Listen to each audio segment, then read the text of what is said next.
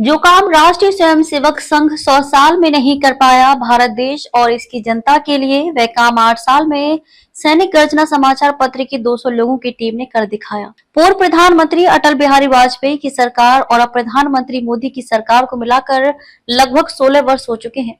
ये पार्टी भी राष्ट्रीय स्वयंसेवक संगठन की ही है। इसके बावजूद भी 100 सालों में आरएसएस ने कभी भी अंग्रेजों के कानून खत्म करने की बात नहीं कही। यदि की होती तो 15 अगस्त 1947 के बाद ये कानून भारत में नहीं चलते। अगर आरएसएस और भाजपा की मंशा भारत की जनता को 1860 के अंग्रेजों के कानूनों से आजाद करने की होती तो ये लोग अटल बिहारी वाजपेयी की सरकार के समय ही ये काम कर लेते। अटल बिहारी वाजपेयी 3 बार भारत के प्रधानमंत्री रहे। पहली बार 16 मई से 1 जून 1996 तक और फिर 19 मार्च 1998 से 22 मई 2004 तक।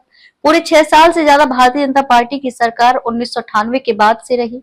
अगर भाजपा और आरएसएस चाहती तो अंग्रेजों के भारतीय दंड संहिता 1860 के कानूनों से भारत की जनता पर अन्याय और अत्याचारों को 25 साल पहले खत्म कर दी थी, लेकिन यह काम भाजपा और आरएसएस संगठन ने नहीं किया। अब जो सैनिक गर्जना समाचार पत्र की 200 लोगों की टीम ने 2016 में रथदोज के दिन से भारत की जनता के हित की खबरें छापना चालू की तो मोदी सरकार को और कांग्रेस सहित विपक्ष के नेताओं को भारतीय न्याय संहिता के 2023 के नए कानून बनाकर 1 जुलाई 2024 से भारत में शुरू कराने पड़े।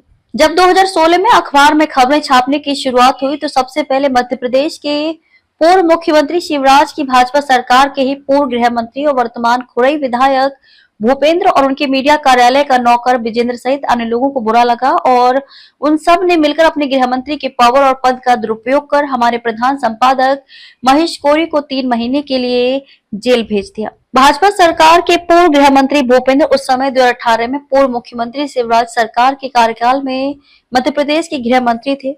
मध्य प्रदेश की पूरी पुलिस फोर्स इनके आदेश पर काम करती थी, इसलिए झूठे केस बनाने में पूर्व गृह मंत्री ने 5 साल के गृह मंत्री के कार्यकाल में पूरे मध्य प्रदेश में जो केस पुलिस पर दबाव और रिश्वत देकर बनवाए हैं, उससे विश्व में एक नया रिकॉर्ड बन गया है गिनीज बुक में। यदि वे आवेदन करेंगे तो निश्चित ही उनके रिकॉर्ड को गिनीज बुक में शामिल कर लिया जाएगा।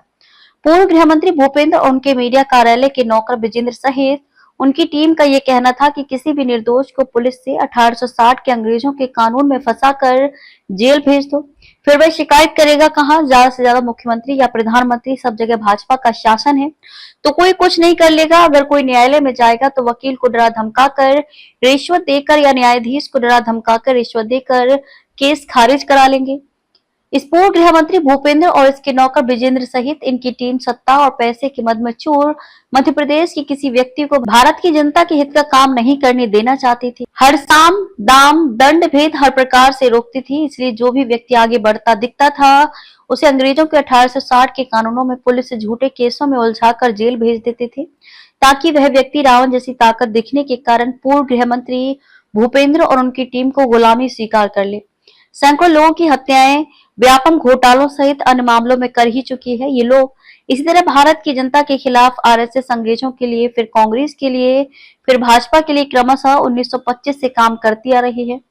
अगर कोई देश की जनता के हित में काम करता है तो ये लोग उसे जेल भेज देते हैं या फिर उसकी हत्या करवा देते हैं, जैसा अंग्रेज करते थे। इन जैसे लोगों के कारण ही भारत आज भी अंग्रेजों के कानूनों से बंधी व्यवस्था से गुलाम है। और यदि भारत की जेन ज़ी सहित युवा पीढ़ी और जनता इन जैसे लोगों की बात सुनती और मानती रहेगी और इनका साथ देती रहेगी तो ये भारत देश और इसकी जनता को हमेशा अंग्रेजों का गुलाम बनाकर रखेंगे, ऐसा इतिहास के जानकार सूत्र बता रहे हैं।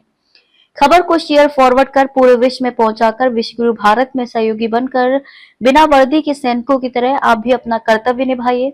देश और दुनिया की ताजा और विशेष खबरों के लिए देखते रहिए सैनिक गर्जना न्यूज चैनल। नमस्कार।